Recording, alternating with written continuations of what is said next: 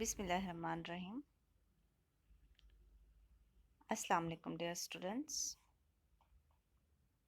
Nadi Malik is here to discuss with you from Deems University, Multan. Students, this is your lecture number 5 regarding your course Technical and Business Writing. And in today's lecture, we will discuss technical reporting. First, we see what is technical report.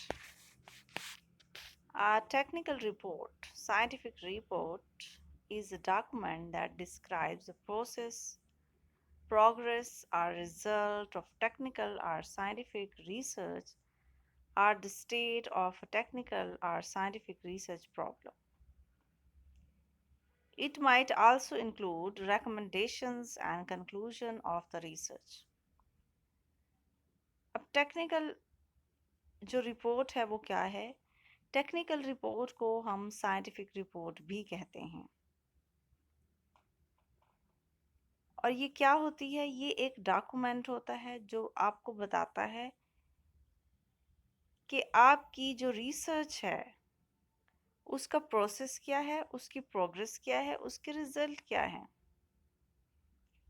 यानी technical report का जो ताल्लुक है direct वो आपकी research के साथ है कि आपने किन टॉपिक्स को जो है वो टैकल किया है और इस रिसर्च के प्रॉब्लम्स क्या थे और स्टेट ऑफ टेक्निकल या फिर साइंटिफिक रिसर्च प्रॉब्लम किस तरह से उसको हैंडल किया गया है। It might also include recommendation and conclusion of the research. कि आपकी जो रिसर्च थी उससे आपने क्या कंक्लूड किया है और नेक्स्ट आने वाले रिसर्चर के लिए आपकी क्या recommendations हैं. These points are included in your technical report or scientific report. Objectives. The objectives of a report identify exactly what information it covers. इसका बेसिक जो ऑब्जेक्टिव होता है आपकी रिपोर्ट राइटिंग का वो इंफॉर्मेशन को आइडेंटिफाई करना होता है।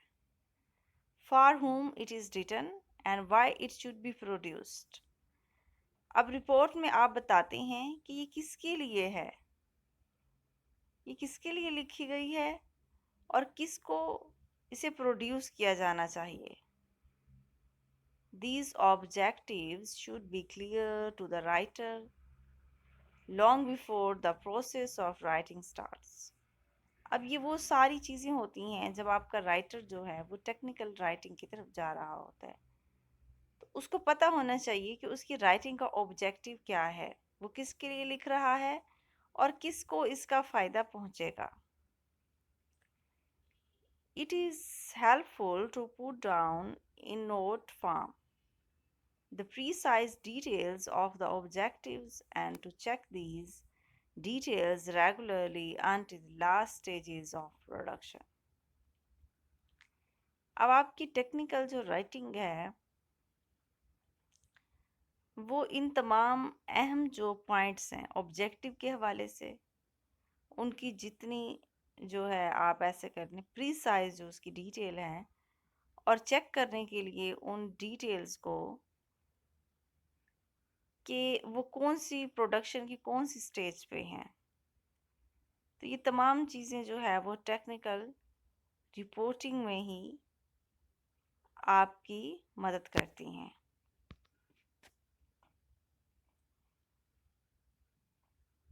Categorization of material available. As material arrives, it should be put into one of three categories. जब आपके पास मटेरियल मौजूद होता है तो फिर आपको क्या करना पड़ता है, इसे 3 कैटेगरीज में तकसीम कर देते हैं। Obviously important information which must go into the report because it is completely relevant to the objectives. सबसे पहले तो आपकी रिपोर्ट में क्या होनी चाहिए, इम्पोर्टेंट इंफॉर्मेशन होनी चाहिए जो कि आपकी रिपोर्ट से रेलिवेंट है। Borderline information which might be useful to some readers or which might amplify or substantiate other more important material। अब हो सकता है कि जो बॉर्डर लाइन आपकी इंफॉर्मेशन है वो किसी की कुछ रीडर्स के लिए फ़ायदेमंद हो और उन तमाम इम्पॉर्टेंट मटेरियल को एम्पलीफाई करे और ज़्यादा इन्हेंस कर दे। Information which is interesting are not to the writer but which is not relevant to the objective of the report।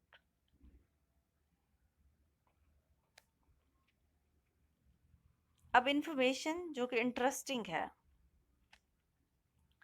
लेकिन वो राइटर के लिए अगर नहीं है या फिर आपके ऑब्जेक्टिव और रिपोर्ट से रेलिवेंट नहीं है तो आप उसको मत इंक्लूड करें। वही बातें इंक्लूड करें जो आपकी रिपोर्ट से रेलिवेंट है। आप अपनी पसंद और नापसंद का इसमें ख्याल ना रखें। Rules of writing report. The reader is the most important person. Keep the report as short as possible। आपने इतनी शॉर्ट रिपोर्ट बनानी है जितनी के पॉसिबल हो।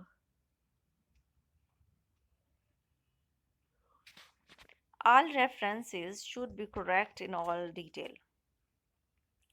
जितने रेफरेंसेस हैं उनकी डिटेल लाजमी होनी चाहिए और वो करेक्ट भी होनी चाहिए। The writing should be accurate। Writing भी अच्छी होनी चाहिए, मुनासिब होनी चाहिए। The right diagram with the right labels should be in reports that are placed for the reader। Reports should be checked for technical errors and typing errors। अब जब आप एक दफ़ा रिपोर्ट बना लेते हैं तो उसकी जो एरर्स है उसको भी आपने क्या करना होता है, चेक करना होता है। The report should look as good as it is. और आप कोशिश करें कि इतनी ही आपकी अच्छी रिपोर्ट बने जितनी कि आप बना सकते हैं। Now we move towards the format of technical writing. The full format of the report can be as follows. First there is title page. Second, there is summary. Then there is table of contents.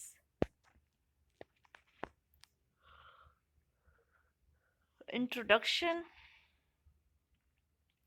procedure और body text जो आपका होता है, procedure भी हम उसको कहते हैं और body text भी कहते हैं। Conclusions, recommendations, then references, appendix।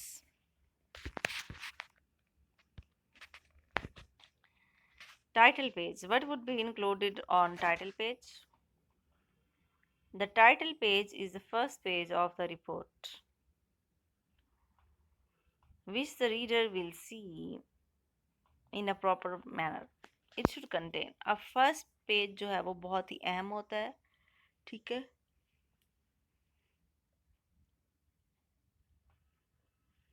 और इसमें जो है वो कौन कौन सी चीज़ें इंक्लूड होती हैं। फर्स्ट पेज जो है उस पे आपका टाइटल होना चाहिए रिपोर्ट राइटिंग का, आथर्स नेम, आथर का नाम होना चाहिए, कौन है इसको लिखने वाला, the report reference number and date if available. आपके जो रेफरेंसेस हैं वो नंबर और डेट के साथ दिए जाने चाहिए। The companies name and logo if desired. तो जिस कंपनी की तरफ से आप रिपोर्ट बना रहे हैं उसका नाम और उसका लोगो भी आपने रिपोर्ट राइटिंग पर लगाना है। A statement of copyright if needed and no more। अगर कॉपीराइट स्टेटमेंट की ज़रूरत है तो वो भी आप दे सकते हैं। Then there is summary। What is summary?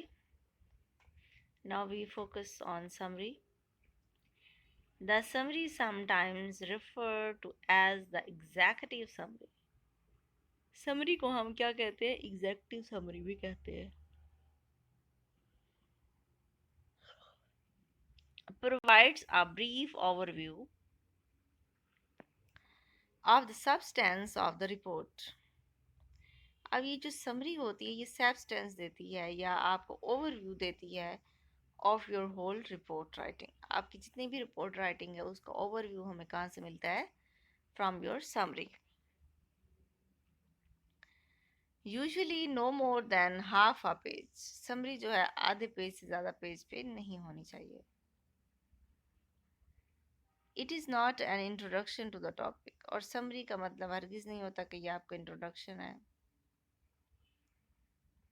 The summary should outline all the key features of your report. Summary में वो तमाम फीचर आ जाने चाहिए जो कि नेक्स्ट आपने डिटेल के साथ बयान करने हैं।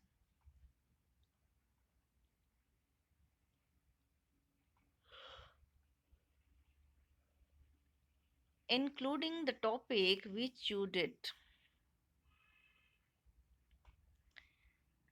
And how you did it. अब ये चीज़ें भी शामिल होनी चाहिए, आपने कैसे किया और क्यों किया। Of your research or investigation. ठीक है, आपकी जो रिसर्च है उसकी क्या इम्पोर्टेंट फाइंडिंग है। ठीक है, लोग जो है उसको क्यों पढ़ें, आप क्या ऐसी बात इसमें बताना चाहते हैं। ये सब कुछ जो है वो समरी में आइडिया जो है वो हो जाता है स्टूडेंट्स को। Table of contents.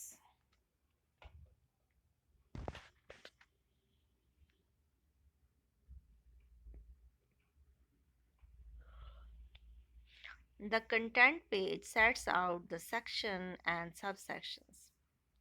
Content page में क्या होगा, आपके सेक्शन बने हुए होंगे, हिस्से बने हुए होंगे, फिर उन हिस्सों के फिर हिस्से सब सेक्शन भी हो सकते हैं of the report and their corresponding page numbers. ठीक है, वो जो पहले पेज दिया गया है कॉलेज की तरफ से, इदारे की तरफ से, तो आपने क्या करना है उसी पे ही रिपोर्ट बनानी है। It should clearly show the structural relationship between the section and subsection. इस तरीके से आप सेक्शन को और सब सेक्शन को समझ सकते हैं। A reader looking for specific information should be able to locate the appropriate section easily from the table content. Reader जो स्पेसिफिक इंफॉर्मेशन चाहता है तो उसको जो है टेबल ऑफ कंटेंट देखना पड़ता है, उसको सारा पढ़ने की ज़रूरत नहीं पड़ती।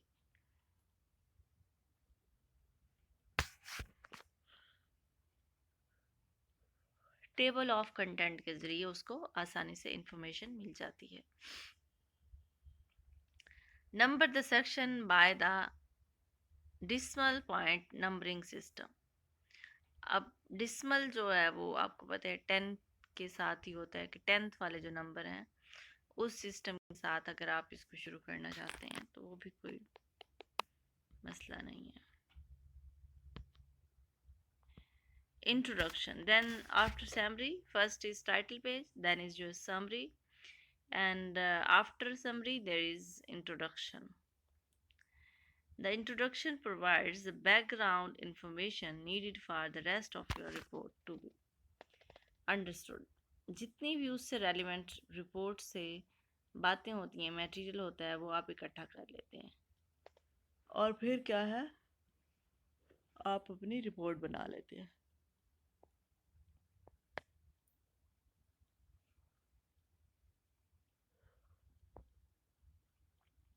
It is usually half to 3/4 of a page in length. और इंट्रोडक्शन जो है वो कितना होना चाहिए, या तो हाफ होना चाहिए या 3/4 होना चाहिए आपके पेज का, इससे ज़्यादा नहीं होना चाहिए। The introduction includes. इंट्रोडक्शन में अब कौन कौन सी चीज़ें शामिल होती हैं? The background to the topic. अब आपने टेक्निकल राइटिंग चूँकि आपकी रिसर्च से रेलिवेंट है तो रिसर्च के लिए सबसे पहले आपने क्या करना होता है, टॉपिक लेना होता है, ताकि टॉपिक जब आप अपना डिसाइड कर लेते हैं तो फिर लेक्चर बनाने में भी आसानी होती है कि पहले आप कौन सा कोर्स पढ़ना चाहते हैं। A clear statement of the aim of the project. Clear statement होना चाहिए कि उस प्रोजेक्ट का एम क्या है।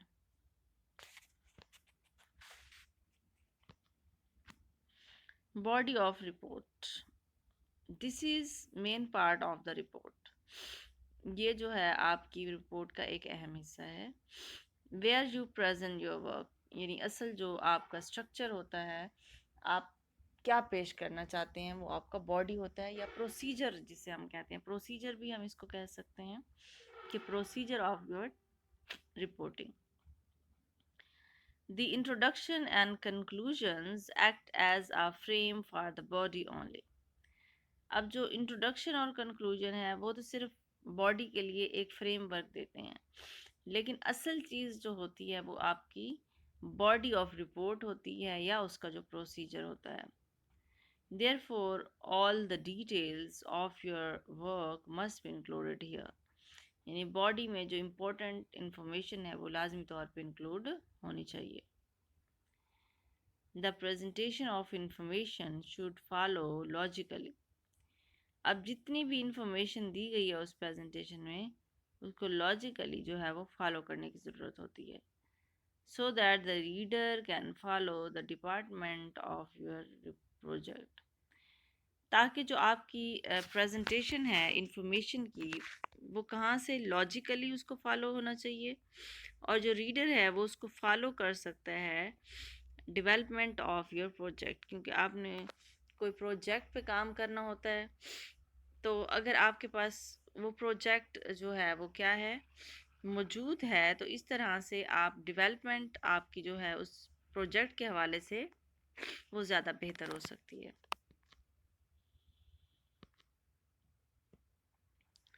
Then there is conclusion. The conclusion section provides an effective ending to your report. क्योंकि ये आपकी एक्चुअल रिपोर्ट जो है वो कंक्लूजन पे आके एंड हो जाती है, इख्तिताम पजीर हो जाती है। They must give some overall insight into the value of your work in general and inform the reader of what the major impact of your work is. अब इसके बाद आपने क्या करना है कि आपका जो काम है उसको एक ऐसे समझ लें, ओवरव्यू ले लेना है आपने अपने काम का, कि आपने इसमें क्या क्या चीज़ें की हैं, आपकी क्या एक्सपेक्टेशन है, ठीक है। और इसी तरीके से रीडर के ऊपर आपकी इसका क्या इम्पैक्ट पड़ रहा है या पड़ेगा। तो ये सारे पॉइंट जो है वो कंक्लूजन में देखने पड़ते हैं। References, a reference shows that information comes from an other source and also gives the detail of these sources. अब देखें आपकी रिपोर्ट में जितने भी आपने हवाले दिए हैं, रेफरेंसेस दिए हैं, वो आपके जो है वो एंड पे भी शामिल होते हैं, ठीक है। अब उसकी बॉडी में तो आपने शामिल कर लिए बहुत सारे रेफरेंसेस, ठीक है, कि फ़लाँ का जो है ये स्टेटमेंट था, फ़लाँ ने जो है ये आर्गूमेंट पेश किया in favour of your topic. आप जब आप बॉडी में इनका ज़िक्र करते हैं, उसको मेंशन करते हैं, तो फिर आपने उसका रेफरेंस भी देना होता है at the end of your report. उसके एंड पे आपने क्या करना होता है, उसका रेफरेंस देना होता है कि ये जो स्टेटमेंट मैंने लिखा है इसको किस ईयर में कहा गया था, किसने कहा था, और क्यों कहा था, और कैसे कहा था। जब ये सारे सवालात आपके ज़हन में होते हैं तो आपने क्या करना होता है, एंड पे सिर्फ उसका रेफरेंस देना होता है।